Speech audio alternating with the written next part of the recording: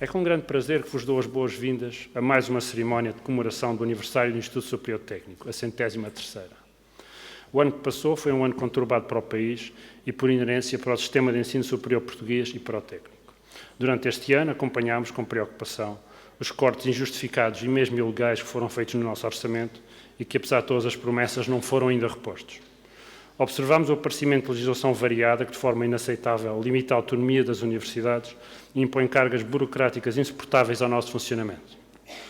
Vimos mais uma vez a instanciação do artigo 56º da Lei do Orçamento do Estado, que impõe na prática uma continuada redução dos recursos humanos ao serviço da universidade, ao impedir que, em caso algum, a massa salarial da instituição aumente de ano para ano. Acompanhámos com algum espanto o aparecimento de um número de interpretações divergentes sobre a abrangência do artigo 33º da Lei do Orçamento do Estado, que estipula as reduções remuneratórias aplicáveis a remunerações da função pública e a contratos de prestação de serviços. Observámos a criação da Lei 80 de 2013, que cria um novo regime jurídico para a requalificação dos trabalhadores em funções públicas e, especialmente, a publicação da Portaria 48 de 2014, que a regulamenta. Esta portaria, inabilmente redigida, estende a aplicabilidade desta lei a todas as aquisições de serviços, forçando o IST a consultar o INA sempre, antes de abrir qualquer concurso ou adquirir qualquer serviço.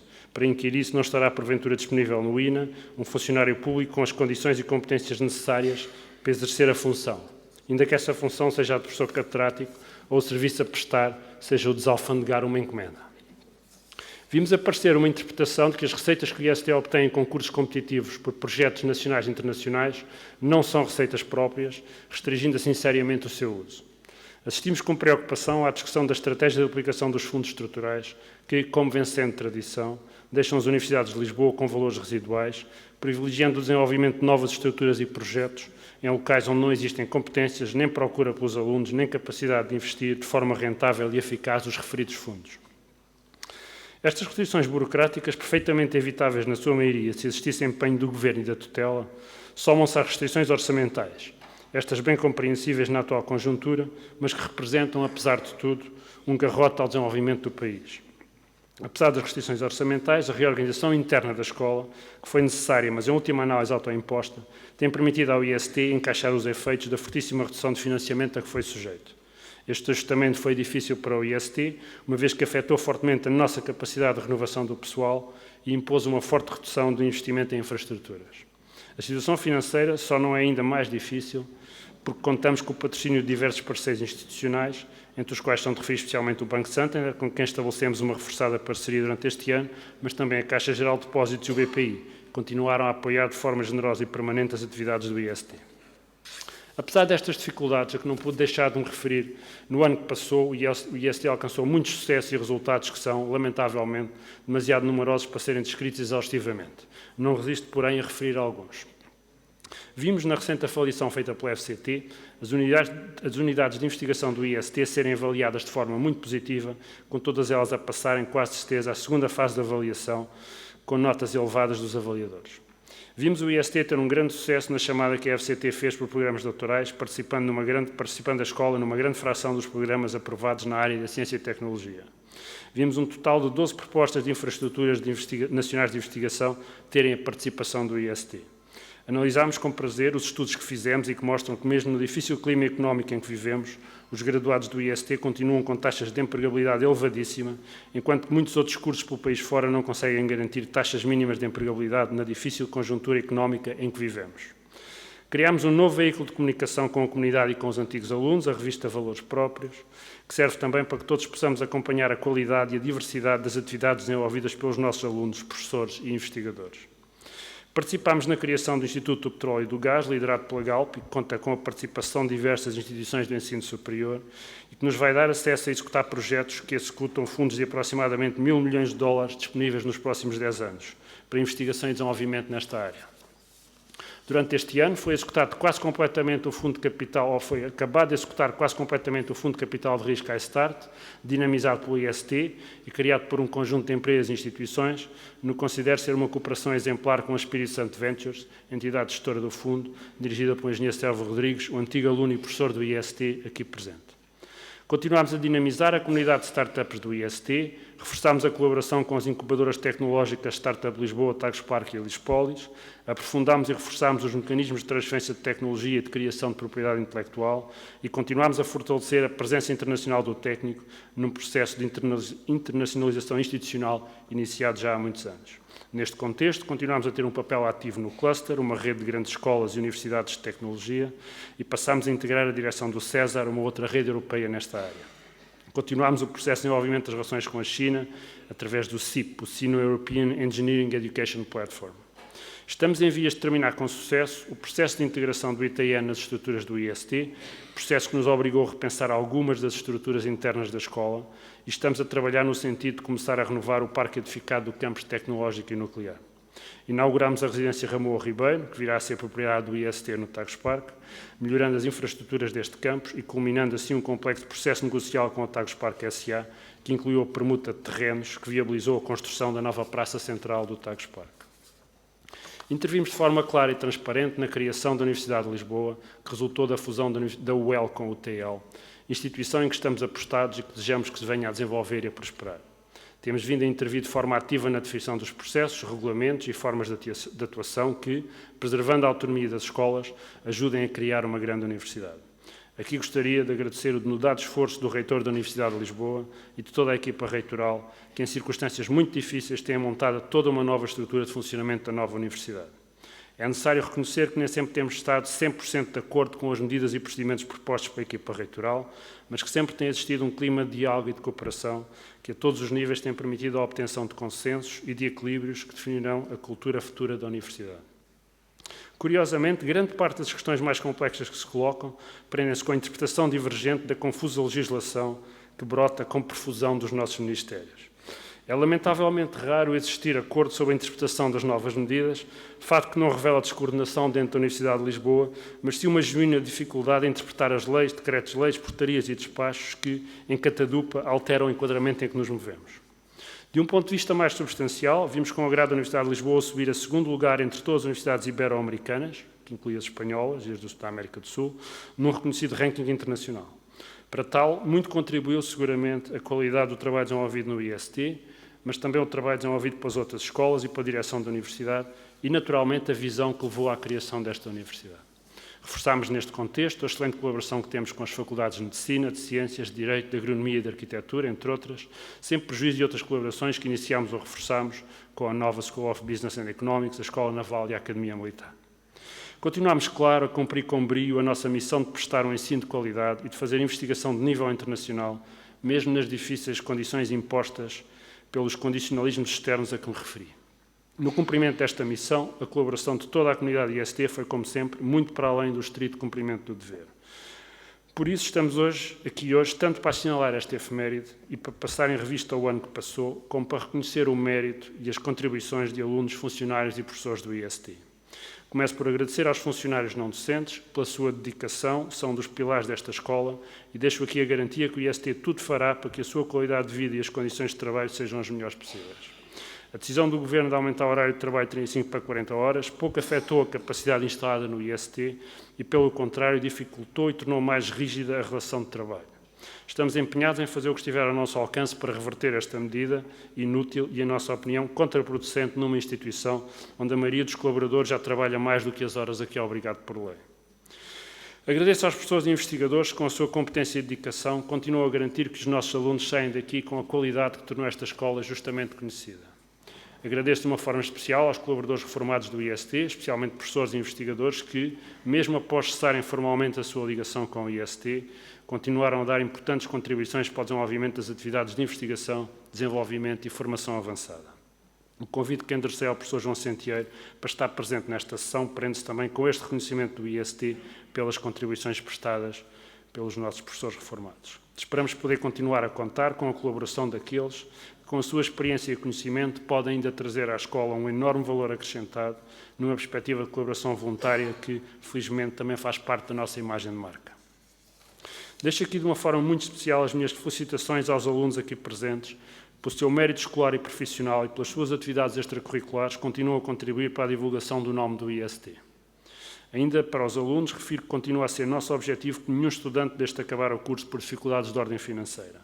Por essa razão, dinamizamos e temos usado eficazmente o Fundo Social de Apoio, criado pela Associação dos Antigos Alunos e gerido pela ADIST, aliás, generosamente apoiado por muitos antigos alunos, professores e colaboradores do IST. Numa perspectiva de melhorar a vivência dos alunos no IST, temos também apoiado, na medida do possível, as atividades dos núcleos de alunos, entidades que muito contribuem para a vivência no IST. Temos trabalhado no sentido de criar espaços de qualidade para a comunidade de alunos do IST nos 3 campi da escola. Ainda hoje inauguramos um agradável espaço de lazer e convívio no Tagus Park, que irá seguramente tornar-se muito popular. E contamos vir a desenvolver espaços similares na Alameda. Estamos também empenhados em criar, em colaboração com a Câmara Municipal de Lisboa, um grande espaço no Arco do Cego, dedicado principalmente aos alunos e às suas atividades, mas onde tenham também lugar de destaque as atividades de transferência de tecnologia do IST. Temos continuado a colaborar eficazmente com a Associação dos Estudantes do IST, cujas atividades temos suportado de diversas formas e que muito prestigiam a escola. Termino agradecendo novamente a vossa presença e a todos os membros da comunidade IST o trabalho, empenho e competência com que têm contribuído para a afirmação do Instituto Superior Técnico, como uma grande escola de engenharia, ciência e arquitetura, com projeção e renome mundial. Não será seguramente uma pequena crise económica que fará descarrilar o IST, que aqui está de pedra e cal há 103 anos. E sendo o IST uma das locomotivas do país, não será esta pequena crise económica que fará descarrilar Portugal. Bem-ajam, muito obrigado a todos.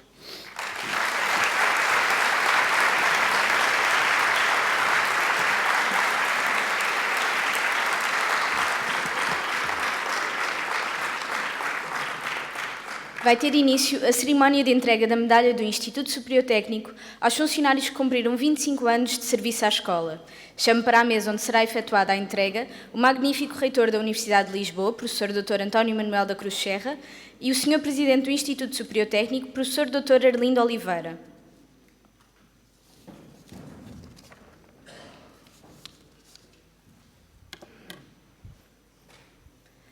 Passo então a chamar os funcionários.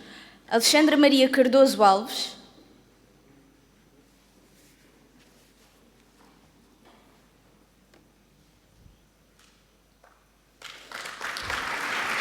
Ana Alexandra Simões Braz Loureiro de Moura,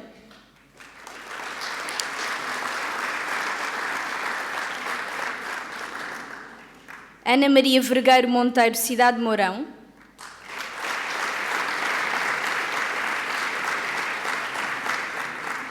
Ana Paula Patrício Teixeira Ferreira Pinto,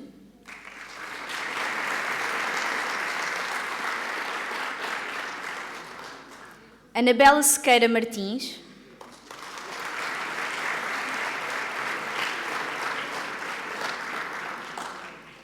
Arsénio do Carmo Salles Mendes Fialho,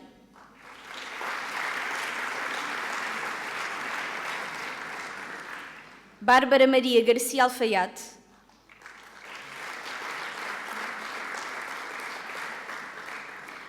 Bernardo Brotas de Carvalho,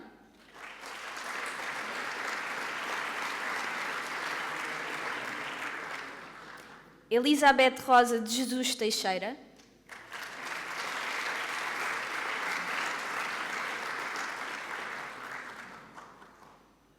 Filomena Maria Simões Patrício de Almeida,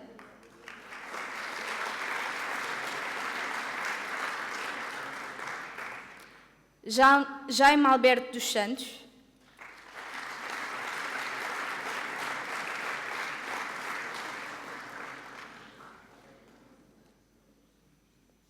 João Duarte Glória,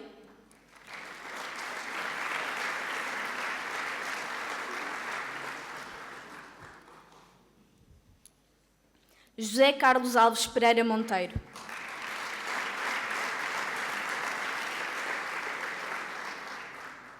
José Manuel Antunes Mendes Gordo,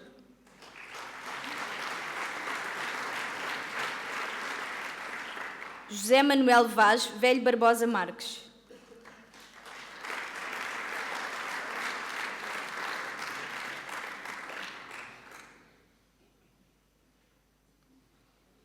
Lídia Paula Teixeira Peneda,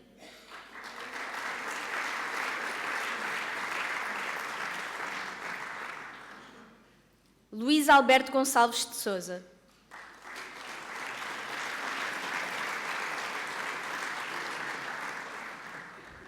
Maria de Fátima da Fonseca Sousa Correia.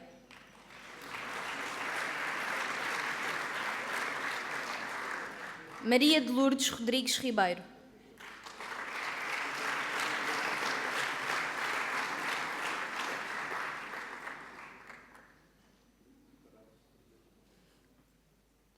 Maria Helena Neves Pereira Ramalho Rua.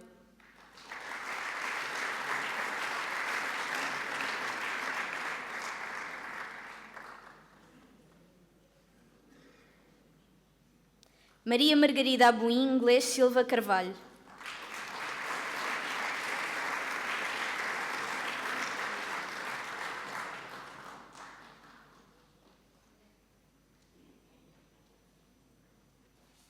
Maria Margarida Moreira de Melo Oliveira.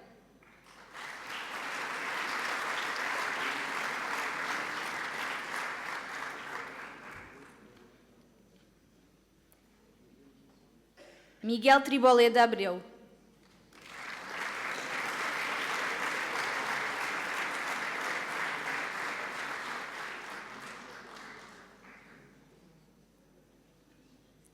Paulo Ferreira Godinho Flores.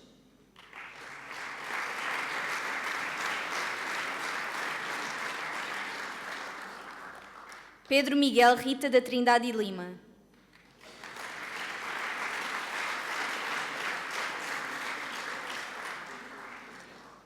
Rui Filipe Boa Vida da Silva.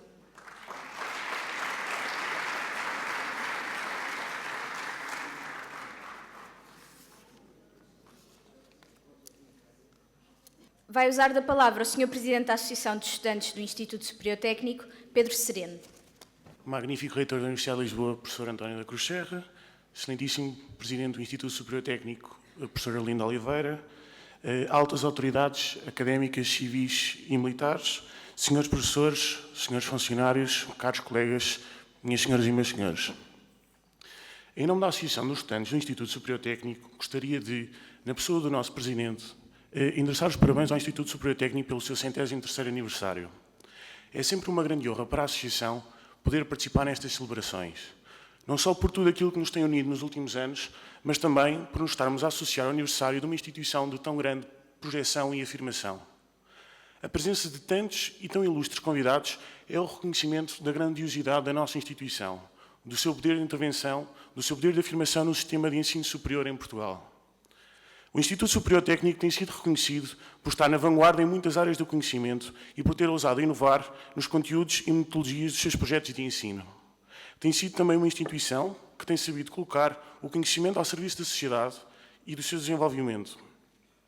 O Instituto Superior Técnico soube também, sempre, ao longo da sua história, ultrapassar os desafios que se lhe colocaram, como o desafio de repensar a faculdade e a universidade para melhor conseguir projetar a sua afirmação e cumprimento da responsabilidade social. Aconteceu assim no passado, estou certo que será sempre assim no futuro. Por esta razão, a comunidade escolar revê-se nos êxitos da faculdade e associa-se a eles. Permitam-me que, neste momento em particular, saliente o empenho da AIST e dos estudantes que representam no sucesso desta casa. É justo que se reconheça que foi assim no passado, é um compromisso desta direção para que assim continue no futuro. Continuaremos empenhados para, em conjunto, construirmos uma envolvente que facilite a mudança. Continuaremos a participar ativamente na definição e construção de melhores projetos de ensino e intensificaremos os nossos esforços para que o desenvolvimento de aptidões adicionais sejam reconhecidas nas estruturas curriculares dos cursos. É que o sucesso de uma universidade mede-se também pelo sucesso dos seus projetos de ensino no mercado de trabalho e cada vez mais as escolhas dos estudantes se baseiam nas taxas de empregabilidade entre as instituições de ensino superior. E os empregadores de hoje em dia valorizam também não só as competências técnicas adquiridas, mas também as aptidões extracurriculares que os graduados demonstrem possuir. Estaremos também particularmente ativos no combate ao excesso e ao abandono escolar. Magnífico reitor e ilustres convidados. É sabido que as mudanças na envolvente económica estão a provocar desajustes na sociedade e a criar novos paradigmas difíceis de compreender. Já todos também interiorizámos de alguma maneira que existem dificuldades. Contudo, tenho para mim que as dificuldades trazem também oportunidades. Oportunidades para criar novas alianças, oportunidades para criar sentimentos de pertença mais fortes. Como afirmei no meu discurso de tomada de posse, a conjuntura atual afeta todas as instituições, e a AIST não é exceção, pois também ela se debate com redução de receitas fixas. No entanto, não gostamos apenas de pensar em dificuldades. Preferimos pensar nas formas de as ultrapassar. Esta direção já definiu a sua estratégia de forma muito clara. É imperativo atrair o maior número de estudantes para a sua associação. E isto só irá acontecer se os estudantes se revirem naquilo que lhes oferecemos, tanto na defesa dos seus interesses, como na qualidade dos serviços que lhes prestamos. Acreditamos que a AIST tem a confiança dos estudantes e que a sua credibilidade está consolidada. Urge então melhorar os serviços que oferecemos, ser mais inovador e criativo na procura de novas oportunidades.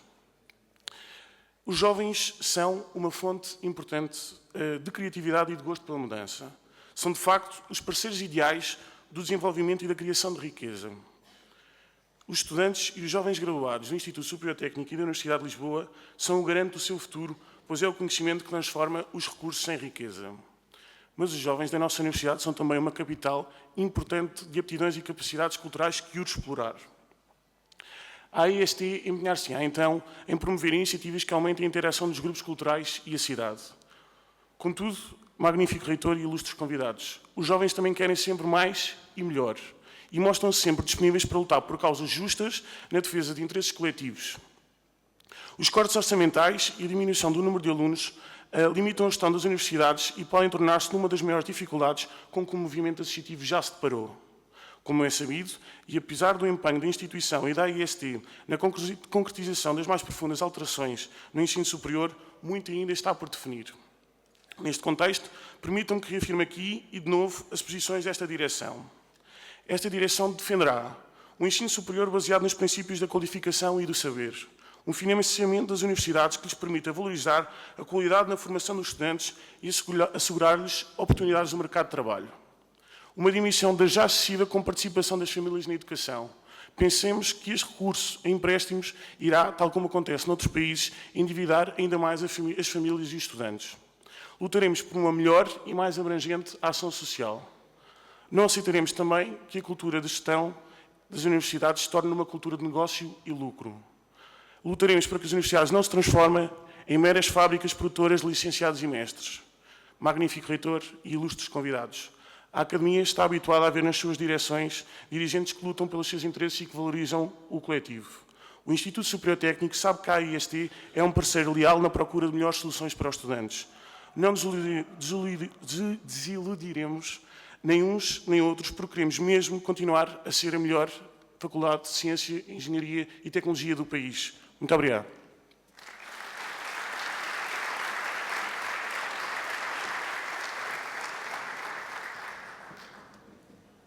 Vai ter início a entrega dos Prémios de Excelência no Ensino 2012-2013, que reconhece os docentes que se destacaram nos CUCs do primeiro e segundo ciclo, respectivamente.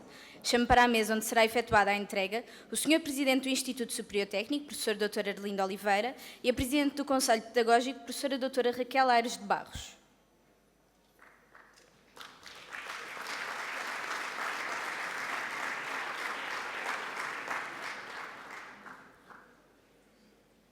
Chamo então Paulo Luís Serras Lobato Correia.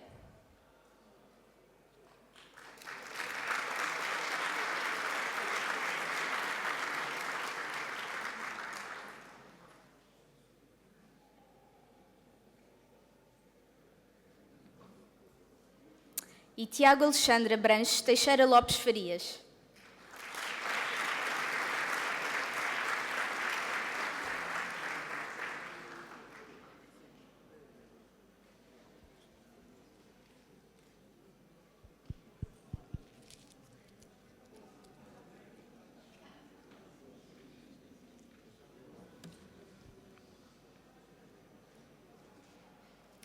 Vai ter início a entrega dos diplomas de excelência no ensino 2012-2013, que reconhecem todos os docentes excelentes indicados pelos alunos via CUC. Chamo para a mesa onde será efetuada a entrega o Sr. Presidente do Instituto Superior Técnico, Professor Dr. Arlindo Oliveira, e o aluno do Conselho Pedagógico, João Pires Ribeiro.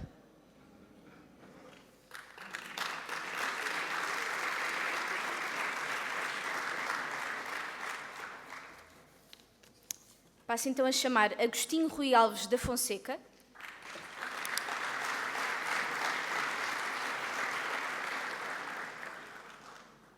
Alexander Kirillov.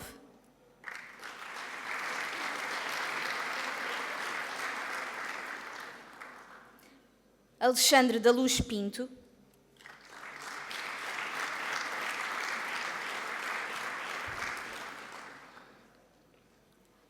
Alfredo Manuel dos Santos Ferreira Júnior,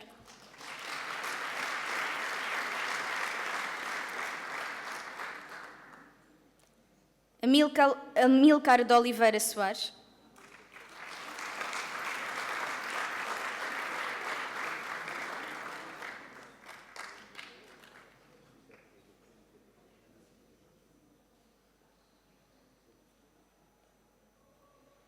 Amílcar José Ferros Prachedes,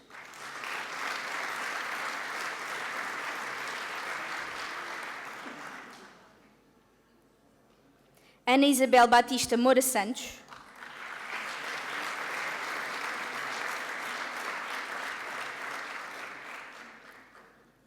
Ana Isabel Cerqueira de Sousa Gouveia Carvalho,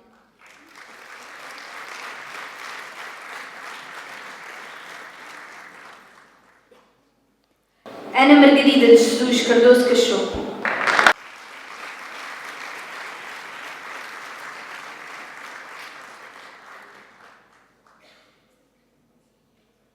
Ana Margarida Nunes da Mata Pires de Azevedo,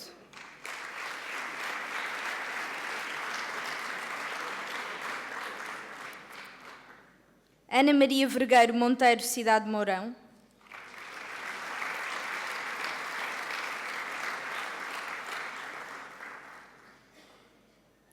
Andreia Filipa Turcato Mordido,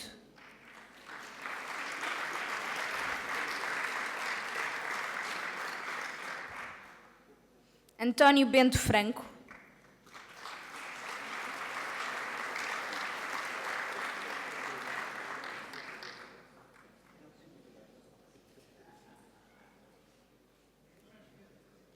António Nuno Fernandes Gonçalves Henriques,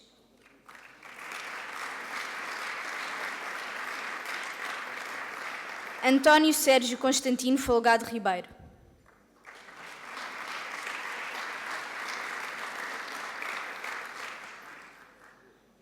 Arlindo José de Pinho Figueiredo e Silva,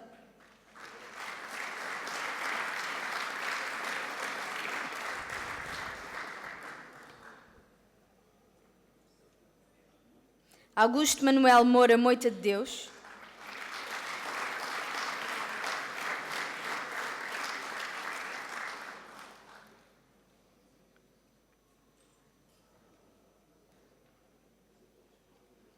Carlos Alberto Ferreira Fernandes,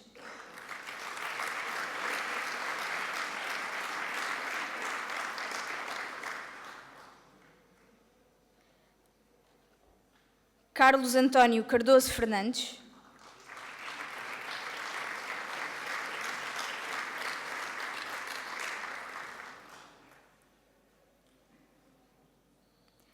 Carlos António Roque Martinho,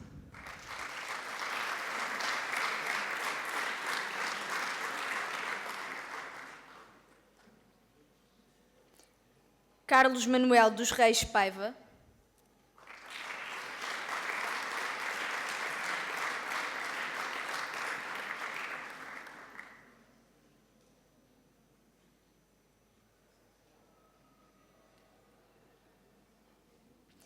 Carlos Manuel dos Santos Rodrigues da Cruz,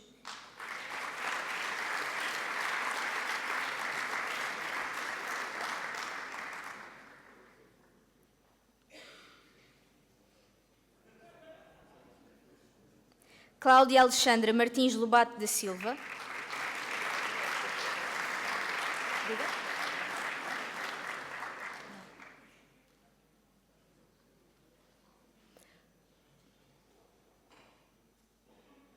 Custódio José de Oliveira Peixeiro,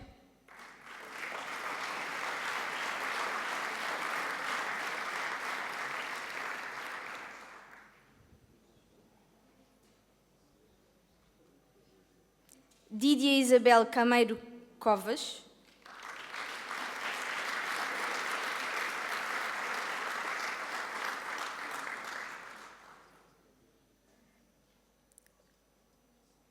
Duarte Miguel de França Teixeira dos Prazeres,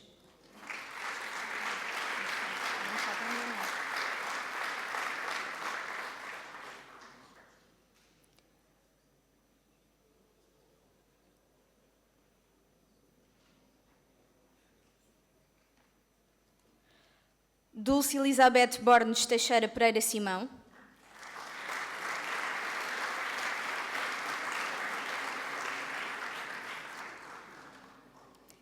Edgar Caetano Fernandes.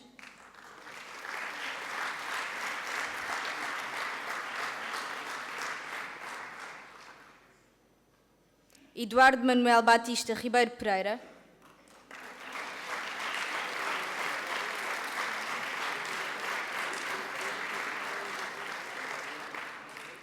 Fernando Manuel Bernardo Pereira.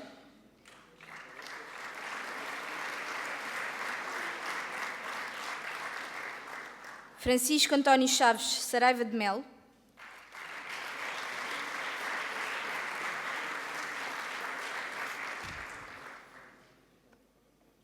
Francisco João Duarte Cordeiro Correia dos Santos.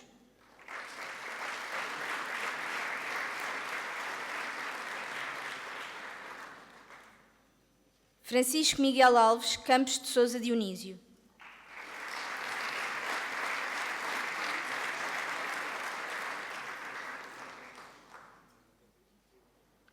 Héctor Pentegui Roldan.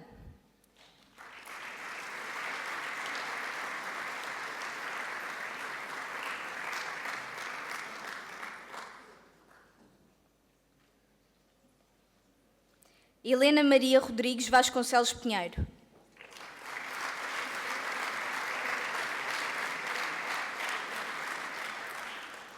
Hermínio Albino Pires Diogo.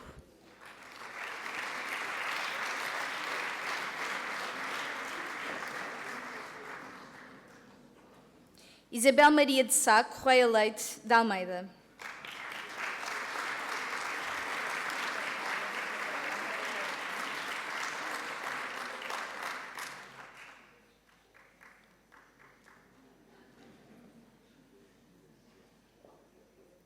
João Luís da Costa Campos Gonçalves Sobrinho.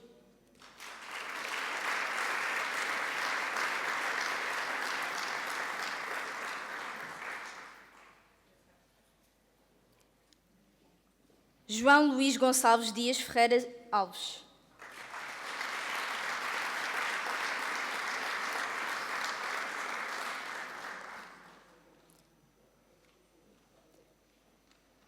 João Luís Pimentel Nunes.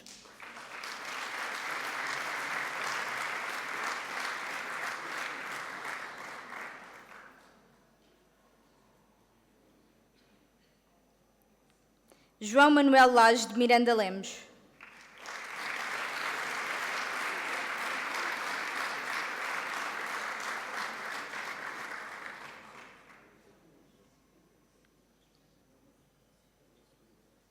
João Miguel de Sousa de Assis Dias.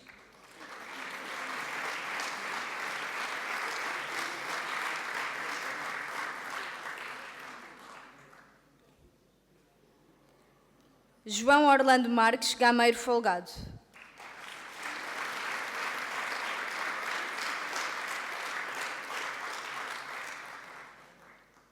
João Pedro Canhoto Espadanal.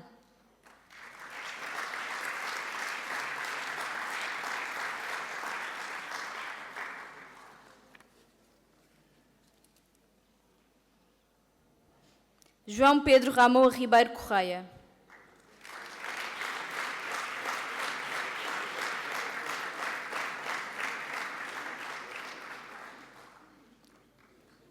Jorge de Saldanha Gonçalves Matos.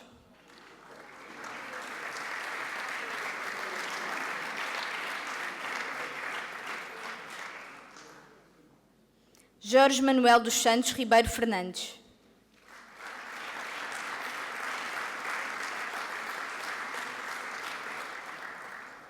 Jorge Manuel Ferreira Morgado.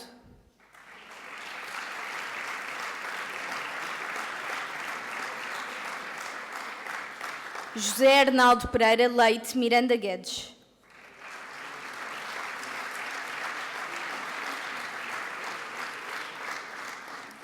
José Eduardo Charters Ribeiro da Cunha Sanguino.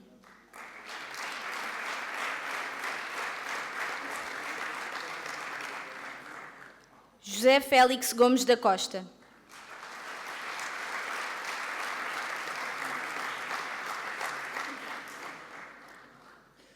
José Joaquim Costa Branco de Oliveira Pedro.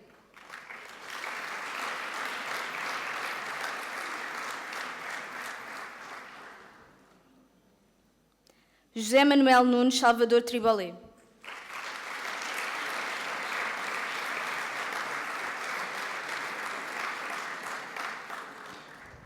José Manuel Vaz Velho Barbosa Marques.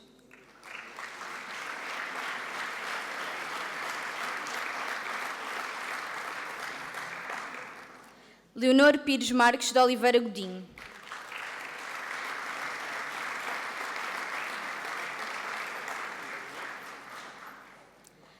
Luís Alberto Gonçalves de Sousa.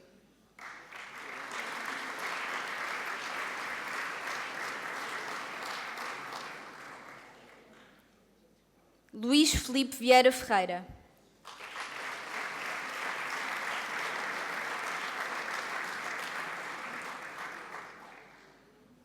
Luís Manuel Soares dos Santos Castro.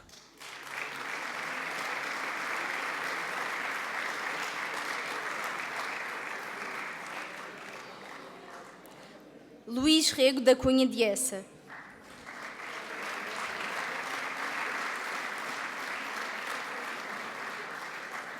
Luísa Maria Lopes Ribeiro.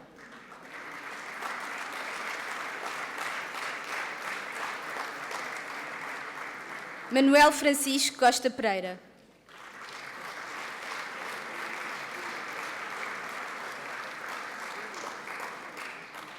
Manuel José Esteves Prieto.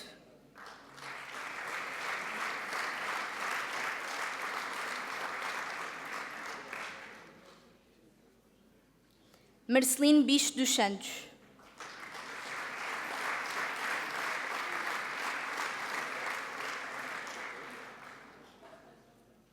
Maria Amélia Nortadas Duarte de Almeida Lemos.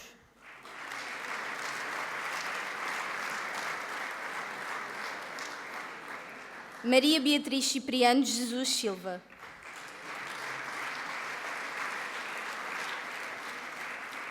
Maria Beatriz Marques Condessa.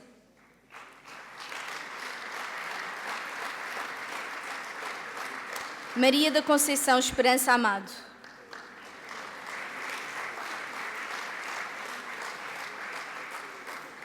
Maria de Fátima Grilo da Costa Montemor.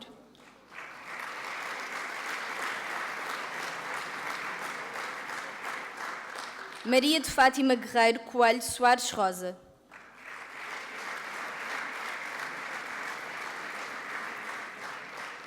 Maria de Fátima Reis Vaz.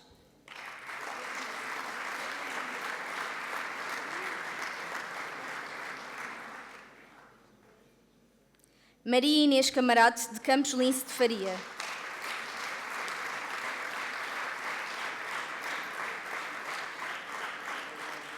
Maria José Ferreira dos Santos Lopes de Rezende.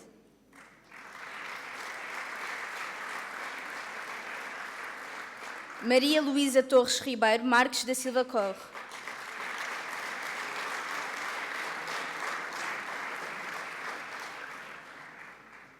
Maria Margarida Fonseca Rodrigues Diogo.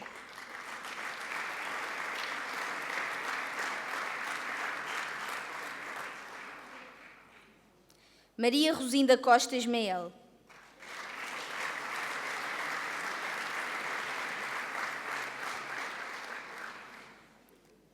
Maria Teresa Angelino Reis.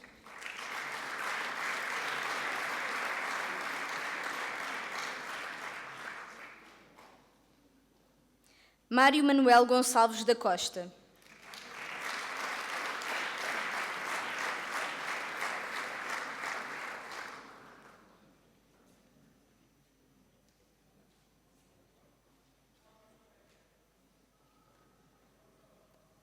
Miguel Felipe Leitão Pardal.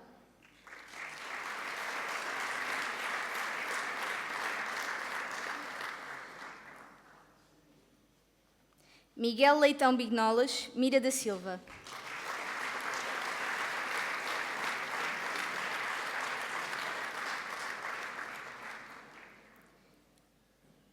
Miguel Nobre Parreira Castro Teixeira.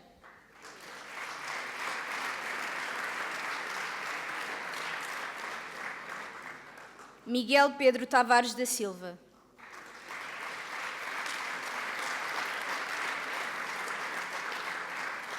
Miguel Simões Torres Preto.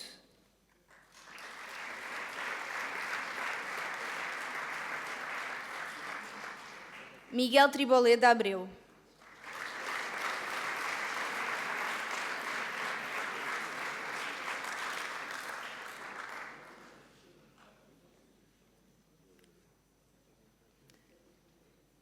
Nuno Felipe Valentim Roma.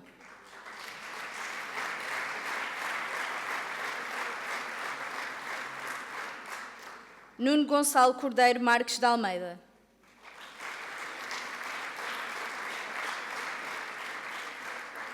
Nuno Gonçalo Pereira Mira.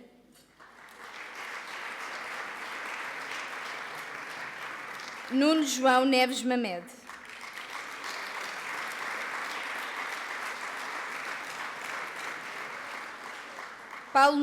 Paulo Miguel Nogueira Peças.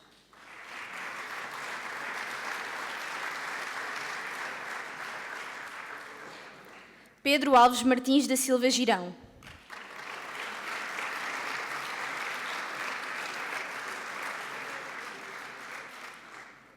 Pedro António Martins Mendes.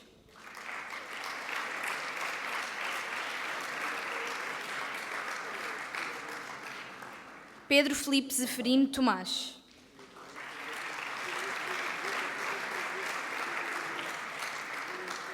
Pedro Manuel de Castro Borges Diniz.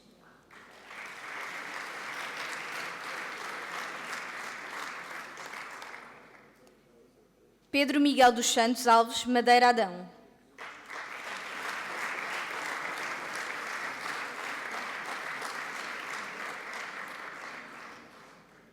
Pedro Tiago Gonçalves Monteiro.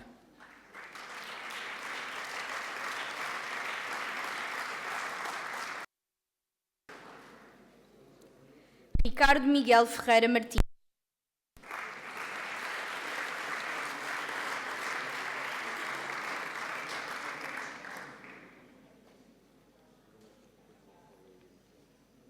Rita Duarte Pimentel.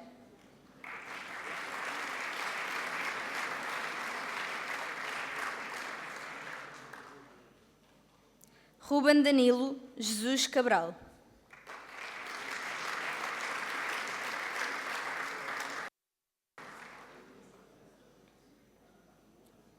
Rui António dos Santos Cruz.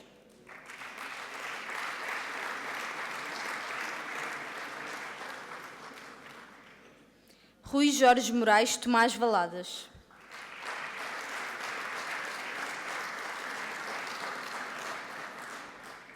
Rui Manuel Moura de Carvalho Oliveira.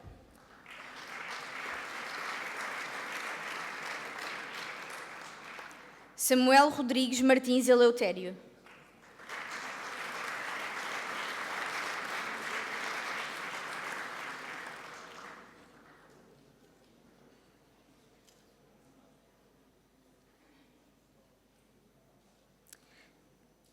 Sónia Maria Nunes dos Santos Paulo Ferreira Pinto.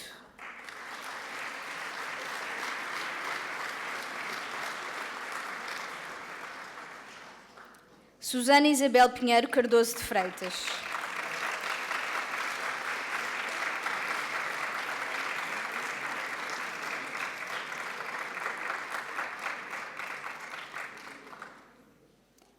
Virgínia Isabel Monteiro Nabais Infante.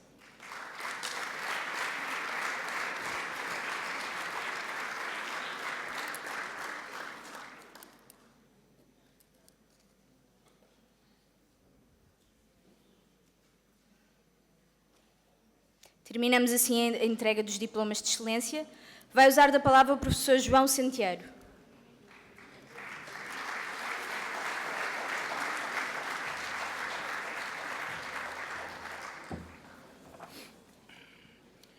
Caro António Cruz Serra, nosso reitor, caro Arlindo Oliveira, nosso presidente, caro Pedro Sereno, presidente da Associação de Estudantes, caras autoridades académicas, dirigentes de instituições científicas, caros e ilustres convidados, colegas, funcionários e estudantes. Ao preparar esta intervenção para a cerimónia do 103º aniversário do IST, não pude deixar de lembrar que nos últimos 50 anos a minha história pessoal se confundiu com a do IST, onde iniciei em 1962 os meus estudos universitários na licenciatura de 6 anos de Engenharia Eletrotécnica, como se chamava então.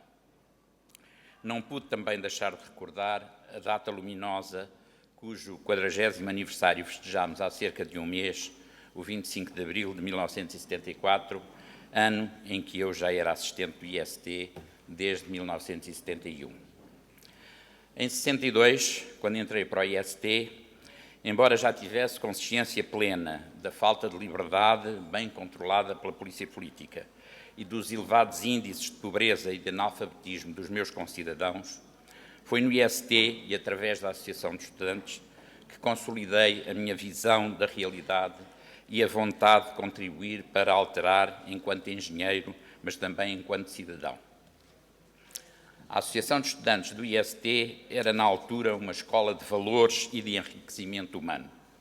Era através da participação em atividades culturais, de teatro, cinema, discussão literária, não posso esquecer a representação da Antígona de Bertolt Brecht e da morte de Anton de Georg Büchner, proibidos nessa altura, nem da exibição do filme O Coraçado de Potemkin, desse grande gênio da cinematografia Eisenstein, a participação em tertúlias de literatura com autores proibidos, a discussão de temas proibidos impossível de fazer na sociedade portuguesa, mas que as associações de estudantes ousavam levar a cabo, bem como na ação reivindicativa e na prática política, lutando contra a guerra colonial que ensombrava o futuro de gerações de jovens, a defesa dos presos políticos, a discriminação de género e o combate a outras iniquidades. Aprendíamos uns com os outros a desafiar a autoridade policial, mas também a prepotência académica e a rejeitar a subserviência em relação aos mais fortes. Aprendíamos, enfim, a ser cidadãos livres numa sociedade amordaçada. Infelizmente, a Universidade da altura não cumpria nenhum destes desideratos.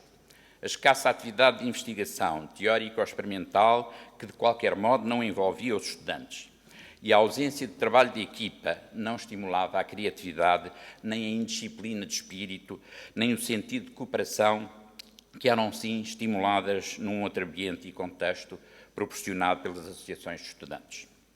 O meu trajeto de vida profissional e pessoal foi assim profundamente marcado pelos anos de estudante no IST, em que fui colaborador e dirigente da Associação de Estudantes, e onde tive a oportunidade de aprender com poucos, mas muito bons professores. Pouco tempo após terminar a licenciatura, fui convidado para assistente estagiário em 1971 e até me aposentar como professor catedrático em 2014, participei de forma empenhada naquilo que foi a afirmação do IST como grande escola de ciência e tecnologia, mas também como espaço de liberdade e de contestação. No final dos anos 60 e durante os anos 70, vários jovens assistentes do IST, entre os quais me incluí, debandaram para o estrangeiro para realizar a sua formação avançada nas melhores escolas internacionais e ou escapar à prisão. Não é possível deixar de lembrar o papel de alguns, poucos, professores desse tempo que nos estimularam a enveredar pela investigação e pela formação ao mais alto nível. Dentre eles, não posso deixar de lembrar, pela visão e sentido de entrega à causa pública, o amigo e saudoso professor Abreu Faro. Muitos de nós, arrisco a dizer a esmagadora maioria, antes e após o 25 de Abril, regressou a Portugal, afastado que estava ao espectro da guerra colonial, após concluída a sua formação e imbuídos de um espírito de mudança alicerçado na experiência vivida durante os anos de formação fora do país, conscientes que em Portugal podíamos ser tão bons como os melhores, que os nossos alunos, desafiados pela exigência e se integrados em equipas dinâmicas de investigação, eram capazes das maiores proezas e de voar ainda mais alto do que nós próprios. E que maior sonho pode um professor ter do que ver os seus alunos voarem mais alto? Foi assim que se criaram novas disciplinas e licenciaturas, que se abriram currícula à modernidade e se estimulou o trabalho de equipa, a experimentação e a participação dos estudantes em projetos de investigação conduzidos nas muitas instituições então criadas no IST ou envolvendo o IST.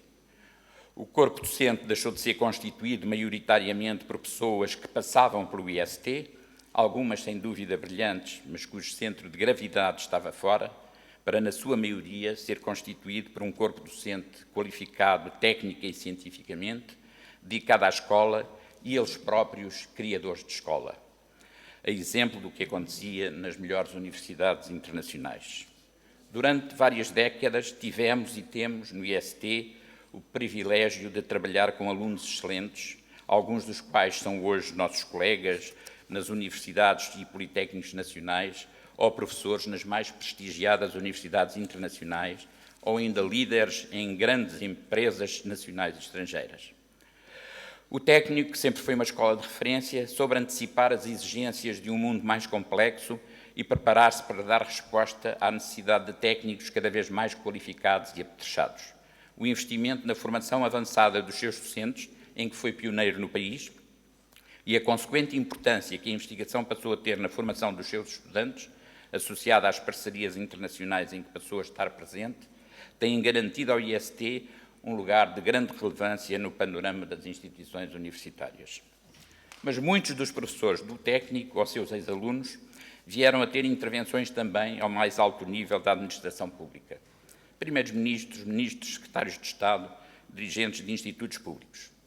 Para a FCT, por exemplo, o técnico contribuiu nos últimos 20 anos com 5 presidentes, um dos quais, José Mariano Gago, veio mais tarde a ser por 2 vezes Ministro da Ciência e Tecnologia primeiro e depois também do Ensino Superior, setores que marcou e marcará de forma irrefutável a realidade e a história que um dia se venha a fazer sobre o progresso científico em Portugal. Tive o privilégio de dirigir a FCT num período de ouro, marcado pela sua governação e do professor Manuel Heitor, entre janeiro de 2006 e janeiro de 2012.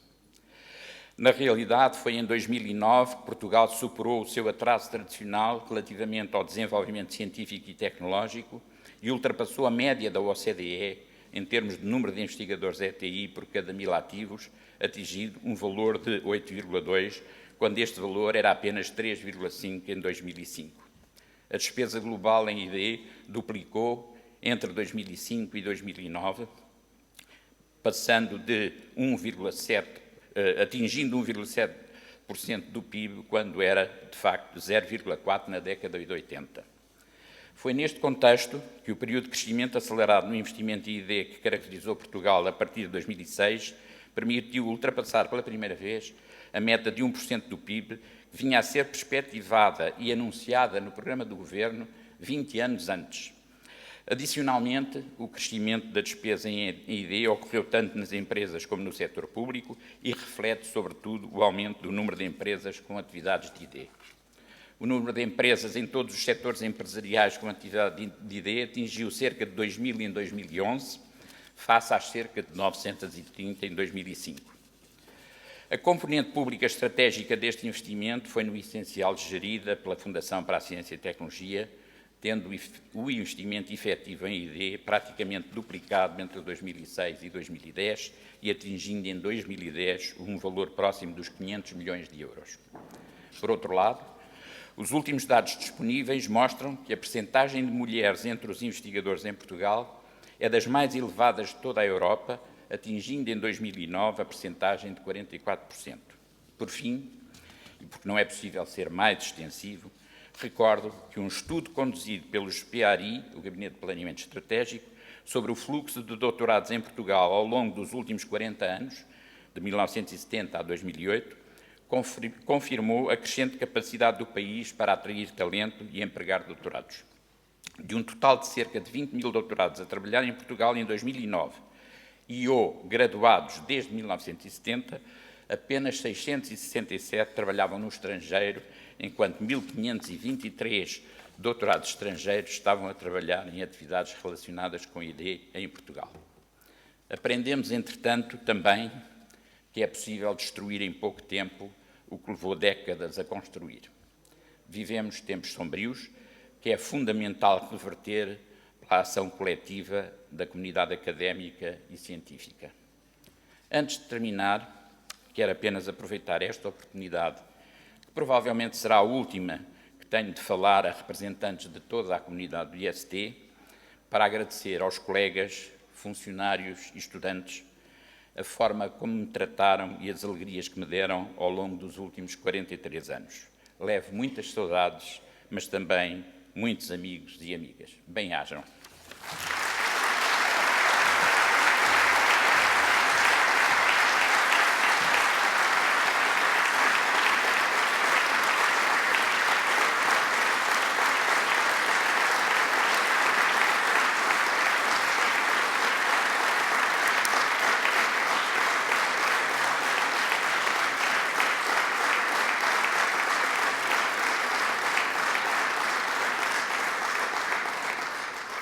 Terá agora início a cerimónia de homenagem aos funcionários que se apresentaram no ano transato, com a entrega simbólica de um pino de prata do Instituto Superior Técnico. Chamo para a mesa onde será efetuada a entrega o magnífico reitor da Universidade de Lisboa, professor Dr. António Manuel da Cruz Serra, e o Sr. Presidente do Instituto Superior Técnico, professor Dr. Arlindo Oliveira.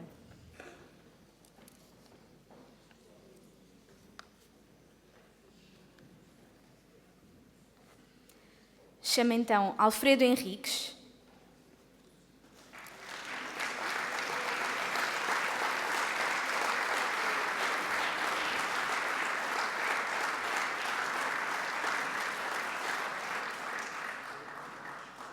António Moraes Miranda,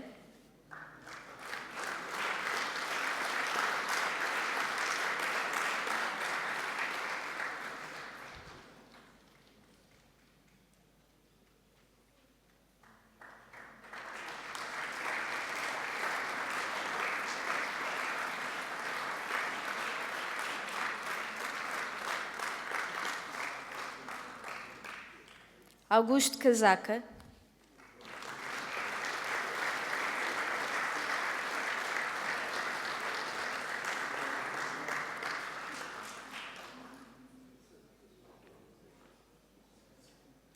Carlos Matos Ferreira,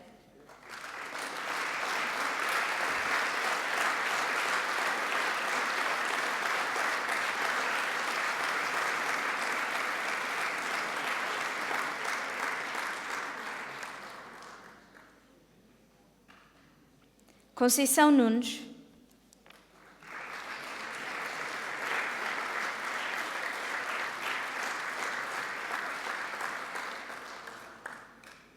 Delminda Luís,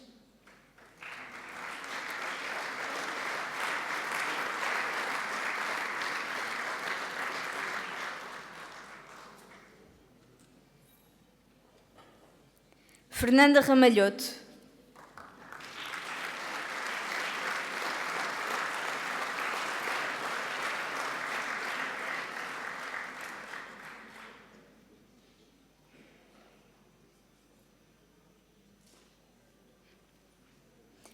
João Sentieiro,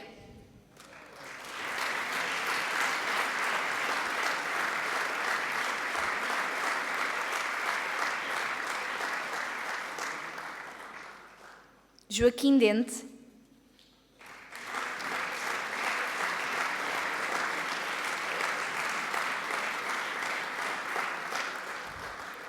Joaquim Valente,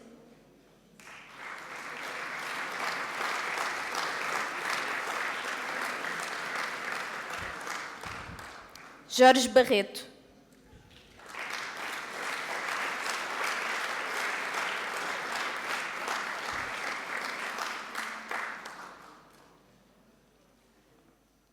José Nero,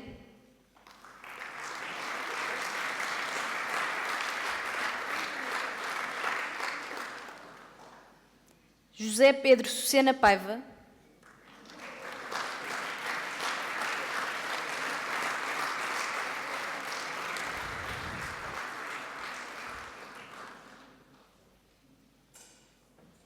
Júlio Montalvão e Silva,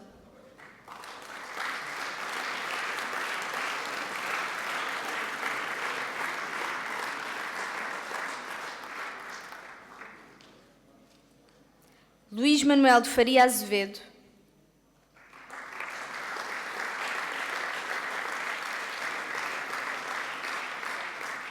Manuel Alves Teodoro.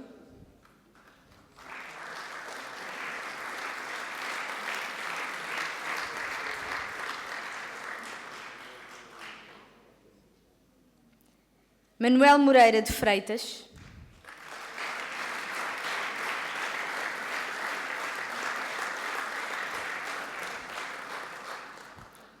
Maria Domingues Almeida.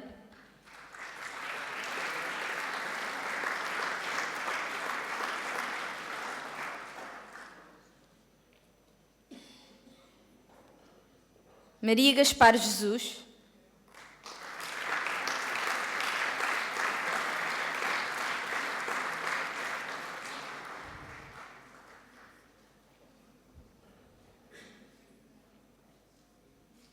Maria Nunes Brito.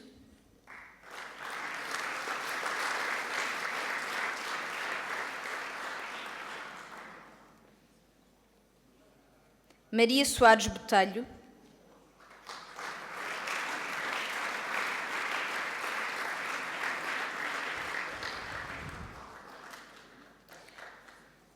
Maria Teixeira Pacheco.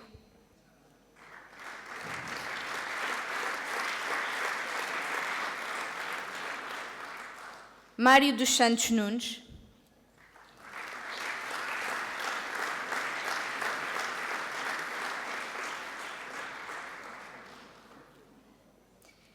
Margarida Mendes Lopes.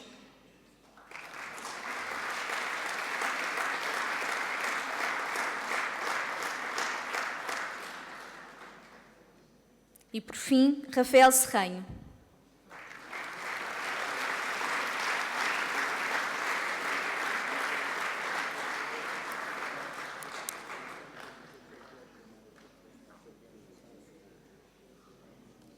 Vai agora usar da palavra o engenheiro Joaquim Cérvulo Rodrigues.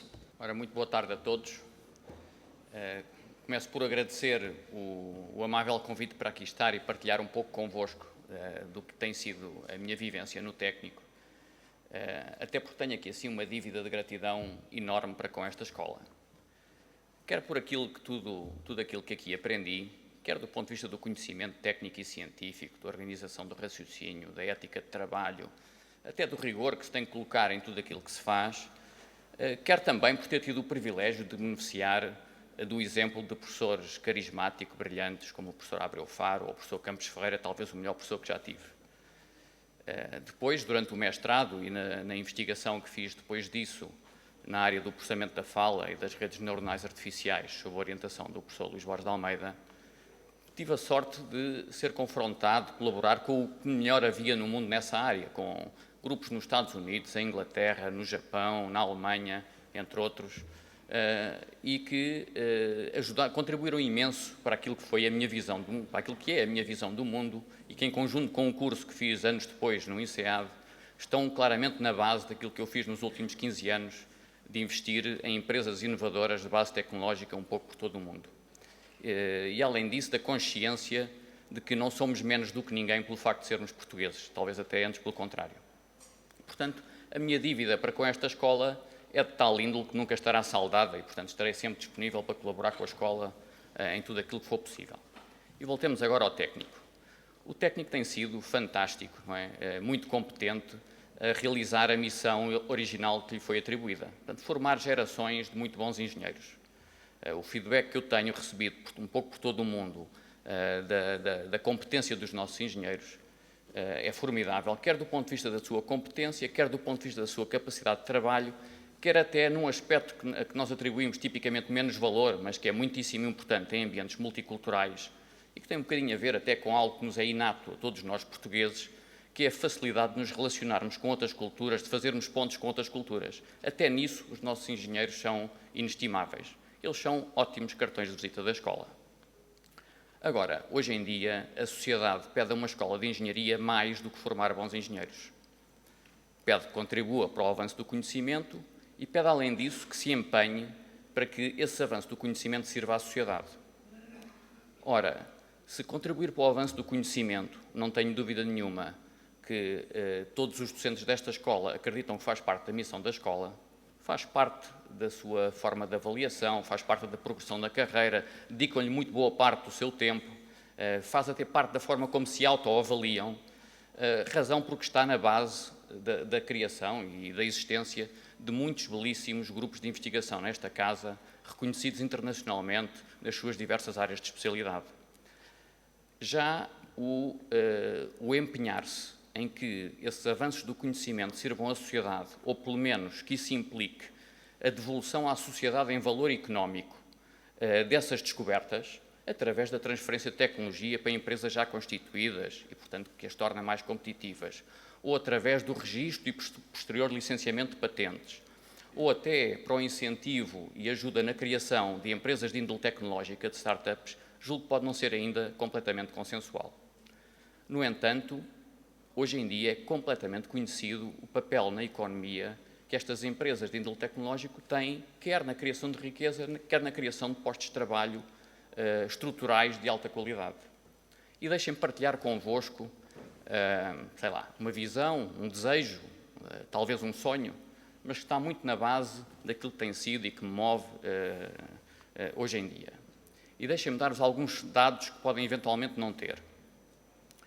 Há 2 anos, nos Estados Unidos da América, todas as empresas que tiveram capital de risco, venture capital, na sua gênese, portanto, virtualmente todas as empresas tecnológicas que existem nos Estados Unidos com alguma dimensão, empregaram 12,1 milhões de pessoas, que representa mais ou menos 11% do emprego privado nos Estados Unidos, e venderam 2,9 trilhões de dólares, trilhão americano, que representa mais ou menos 21% do PIB norte-americano. Se recuássemos 5 anos, os números seriam 9% do emprego privado, em vez dos 11%, e 16% do PIB, em vez dos 21%. Portanto, são estas empresas que estão a criar riqueza e a criar emprego, que, por sinal, é de uma qualidade média superior à média nacional. E isto com um investimento de 0,2% do PIB por ano.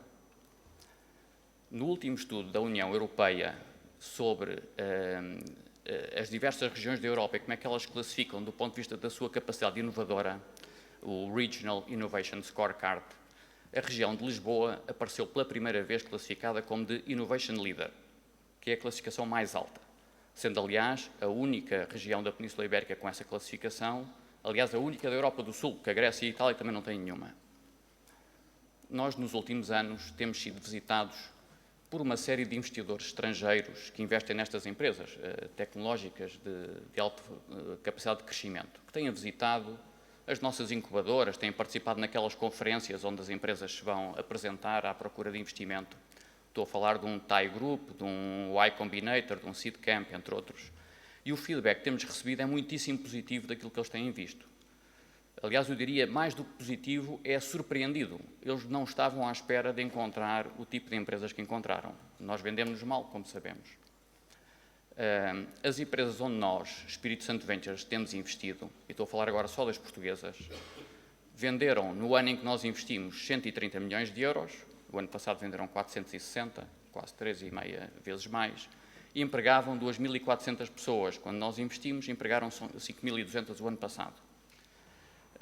Reparem, numa altura em que tanto se fala de crescimento económico e de criação em Portugal de desafios para que esta geração altamente qualificada não tenha que os procurar fora de Portugal, eu não tenho dúvida nenhuma que uma boa parte do problema passa por incentivar a criação e o crescimento de empresas tecnológicas de alto valor. As universidades têm aqui um papel completamente incontornável e nenhuma terá um papel tão decisivo como o técnico. O técnico foi, aliás, pioneiro, com o lançamento do INESC, em perceber e em beneficiar, décadas antes de qualquer outro, do valor escondido que existia no conhecimento dos seus docentes e investigadores. A criação do INESC não foi talvez uma iniciativa da escola, mas foi de professores da escola e constituiu claramente uma pedrada no charco e um quebrar com a convicção que na altura era bastante generalizada, que investigação científica e criação de valor não tinham nada a ver uma coisa com a outra, muito antes pelo contrário. Hoje em dia, o técnico tem um gabinete de transferência de tecnologia dos mais ativos e profissionais no país, e reparem, o técnico não foi de todo das primeiras escolas a avançar nesta área, que tem dado passos decisivos em recuperar o atraso e em posicionar também nesta área o técnico como a referência em Portugal. O potencial é enorme. E deixem-me aqui um bocadinho voltar ao sonho. As empresas tecnológicas que têm por base o conhecimento, sobretudo o conhecimento protegido, portanto o conhecimento com patentes, têm a capacidade de crescer desproporcionadamente rápido e dar também retornos desproporcionados. Reparem que uma parte das suas receitas tem a ver com royalties e, portanto, não cresce linearmente com os custos. Além disso, este tipo de empresa está a crescer cada vez mais rápido. A empresa que mais rapidamente atingiu o $1 bilhão de receitas foi a Groupon, que atingiu em menos de 2 anos. A Google, para terem uma ideia, demorou 5 anos a atingir $1 bilhão de receitas. Em Portugal não existe nenhuma empresa, infelizmente, grande, com base em conhecimento. Eu espero que venha a haver, mas por enquanto não há. Se repararem, não vão ao PSI 20 e não há nenhuma. Aquilo que será necessário fazer para que isso aconteça é incentivar cada vez mais, ou seja, pelo número vem também depois a qualidade.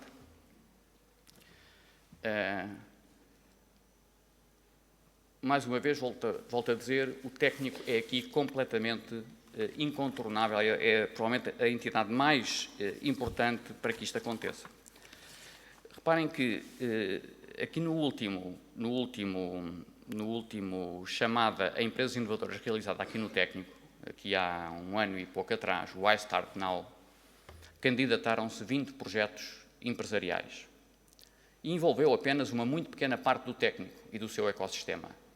Muitas dessas não verão de certeza a luz do dia, pelo menos no seu formato atual, mas algumas verão. Se o técnico for tão competente nesta área como é nas outras duas, na criação de bons engenheiros e na investigação científica e avanço do conhecimento, os resultados serão fantásticos. Só o técnico tem o potencial para criar e dar origem a cerca de umas 10 empresas de índole tecnológica por ano. Mesmo que apenas 30% dessas sejam bem-sucedidas, reparem que 70% desaparecem, ao fim de 10 anos estamos a falar de 30 empresas de índole tecnológico nos diversos estágios de desenvolvimento. Reparem, o que estamos a falar é de 30 Chip IDs, 30 Vision Box, 30 Critical Software, 30 OutSystems, 30 Nova Bases. Isto só do técnico, porque o resto do sistema universitário tem a obrigação de poder dar origem a 4 ou 5 vezes isto. Imaginem o que é que seria o país com entre 100 a 150 empresas deste calibre. É outro país. Eu volto a dizer, não há nenhuma entidade tão crítica e tão decisiva para que isto aconteça como o técnico. Empenharmos neste esforço é uma obrigação que eu sinto que a minha geração, que tanto recebeu, tem a obrigação para com a geração de baixo. Contribuir para isto é um privilégio que eu julgo poder contribuir e este é um bocadinho o sonho. Muito obrigado a todos.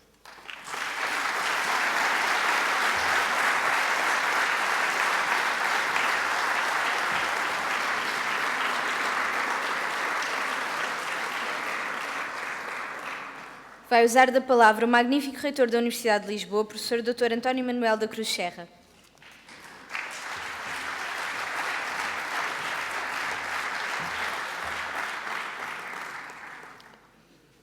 Caro professor Arlindo Oliveira, presidente do Instituto Superior Técnico, engenheiro Joaquim Cérvulo Rodrigues, CEO da Espírito Santo Ventures, caro João Centeiro, caro Pedro Sereno, caro bastonário, engenheiro Carlos Matias Ramos, senhores vice-reitores da Universidade, diretores das faculdades da Universidade de Lisboa, da Universidade Nova, da Universidade Católica e do ISCTE, senhores comandantes da Escola Naval e Academia Militar, caro presidente e membros do Conselho de Escola, anteriores presidentes do IST, eu vou-me arriscar porque está cada um em seu sítio, mas é o Matos Ferreira, Dias de Deus, professor Frausto Silva, Júlio Montalvão e Oito Pina. Espero não ter esquecido nenhum dos presentes. Representantes das Câmaras Municipais de Lisboa, Louros e Oeiras, presidentes do Conselho Científico, Pedagógico e vice-presidentes do Técnico, membros dos órgãos de gestão do IST, professores, investigadores, trabalhadores administrativos e técnicos e alunos do IST, minhas senhoras e meus senhores. A primeira coisa que eu queria dizer é que eu vou deixar de vir à comemoração do Dia do Técnico porque é deprimente ver as pessoas que se reformaram. E é deprimente perceber também que a doutora Maria Luís vai continuar a pagar o salário deles através da pensão e eles não vão poder trabalhar. E a perda de conhecimento que temos e a perda de capacidade instalada é algo que devia fazer pensar os sucessivos governos que permanentemente mexem nas condições de aposentação e com isso criam a vontade de toda a gente se ir embora e a desconfiança em relação ao poder político é tão grande que ninguém fica cá. Algumas das pessoas a quem foram entrar... Eu percebo que eles não se aposentaram todos este ano. Alguns são do ano anterior, não devem ter recebido PIN e, portanto, vieram cá. Mas alguns é inacreditável que se tenham aposentado e que a escola fique sem a capacidade de os ter cá a trabalhar. Eu bem sei que eles estão a trabalhar, a maior parte deles continuam a fazer investigação, mas o Governo, na semana passada, publicou uma lei que faz com que, mesmo que eles trabalhem à borla, ficam sem a pensão. Isto é uma coisa absolutamente inacreditável que eu jamais pensei vir a assistir. Portanto, senhores professores que trabalham nas unidades de investigação, que fazem parte dos júris, dos órgãos das unidades de investigação, que dão umas disciplinas sem nós pagarmos nada, tenham cuidado, porque o que está escrito no decreto-lei é quem for apanhado a trabalhar à borla fica sem a pensão. Segunda coisa que eu queria dizer era dizer aquilo que sempre digo. Eu fico sempre cheio de inveja dos docentes que têm os diplomas de excelência, porque, como julgo que perceberam, há 90% que não estão ali. Eu este ano não fui avaliado, mas fico sempre com muita inveja. Mas hoje aconteceu uma outra coisa deprimente, é que percebi que a idade média deles é bastante inferior à idade média do corpo docente do técnico. Basta olhar para lá, basta conhecê-los, basta até lembrar-me dos nomes de alguns, porque me lembro dos concursos em que eles acabaram por ganhar ou entrar como professores auxiliares, terem aberto. Muitos deles nem imaginam que é o seu nome deles, mas de alguns sei. E isso é uma coisa deprimente. A Universidade Portuguesa está a ser liquidada devagarinho com as restrições orçamentais e os entraves à contratação de pessoal. O maior perigo para o sucesso da Universidade Portuguesa e para continuarmos a fazer bem o nosso trabalho é o envelhecimento do corpo docente e a sangria do corpo docente. Nós perdemos 50% de financiamento público desde 2006 até agora, 30% nos últimos anos, nos últimos 2 ou 3 anos, desde que começou esta coisa. Esta crise ligeira, como o Presidente do Técnico a classificou, que acho que é a marca da casa. Acho que sim, isto é uma crisezinha, vai passar. Nós já cá estamos há 100 anos, como ele disse quando tomou posse a primeira vez. Já passámos por 2 guerras mundiais, pela ditadura. Lembro que na altura disse pelo governo do engenheiro Sócrates, agora depois a seguir acrescentou pelo governo do Dr. Vítor Gaspar e eu agora acrescento e da doutora Maria Luís. E vamos cá continuar todos e no fim isto há de melhorar. Eu estou muito aborrecido, como se nota.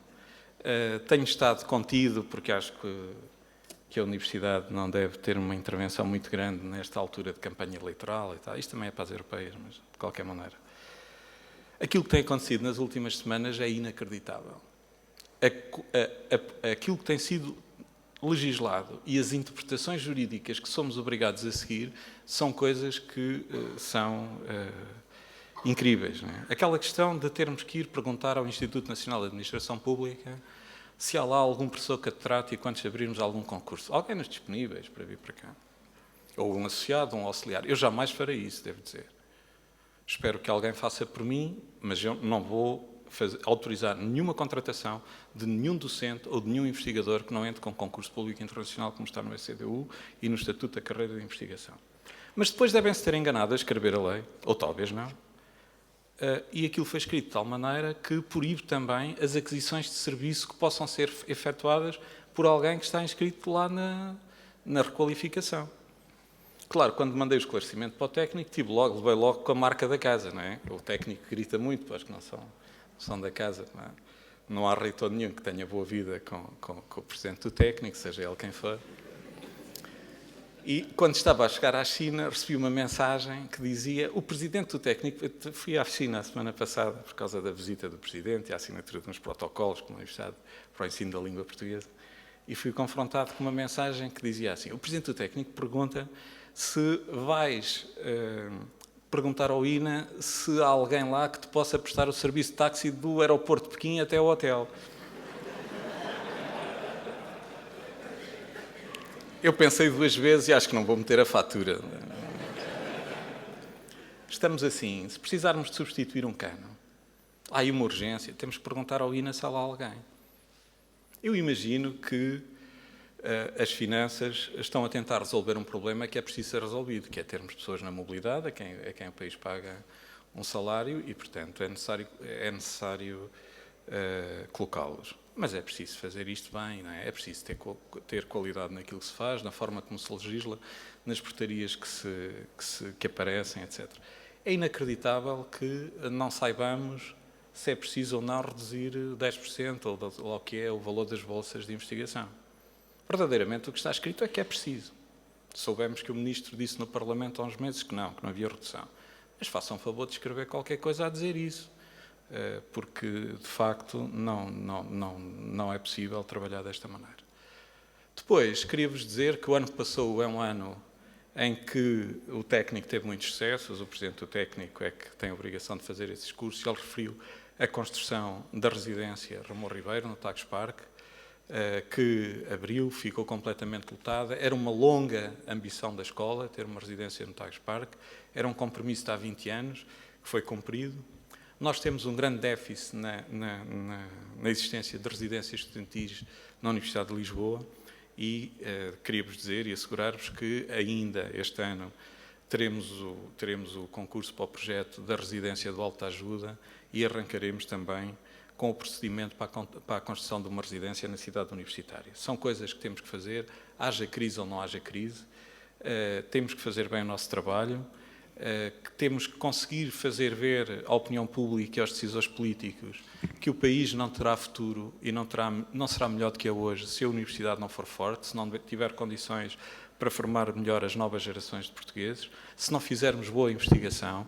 O nosso sucesso nos rankings internacionais já começou e vai ser visível à medida que forem saindo rankings ao longo do ano, mas eu queria vos assegurar uma coisa, é que vamos descer nos rankings não tarda nada, porque com a diminuição do número de investigadores que há no sistema, com o número de pessoas e o número de investigadores, isso é uma inevitabilidade. E também não se melhorará reduzindo os recursos que são postos à disposição da Universidade Portuguesa.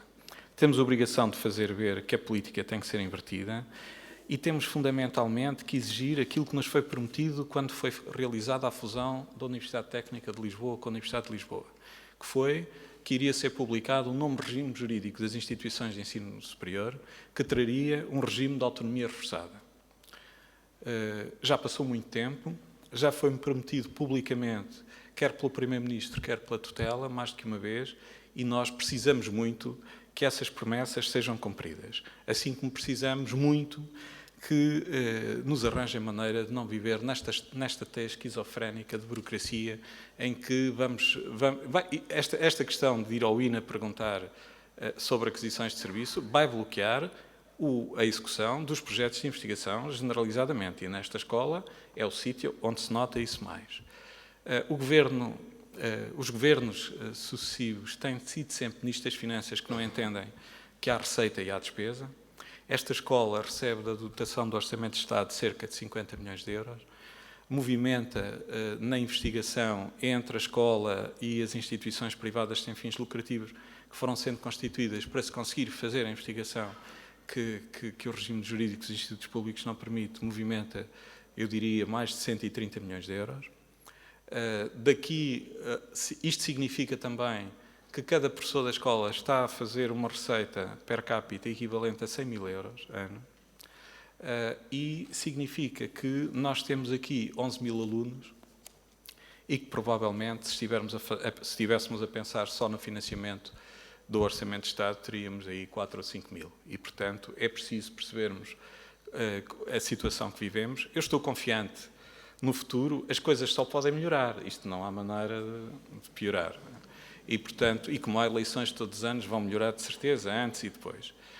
E, portanto, aquilo que eu vos queria transmitir era que estamos numa situação complicada, temos obrigação de lutar pela Universidade Portuguesa, por uma universidade melhor, pelo trabalho na investigação e pelas condições de trabalho na investigação sem as quais não há universidade, pela transferência de tecnologia, temos que fazer o trabalho que permite a criação das nossas empresas tecnológicas. Claro que temos de ter a nossa Google um dia destes e há de sair daqui, como saiu o EDP, EPT e outras coisas no passado. E, portanto, termino desejando um excelente ano ao técnico e viva o técnico.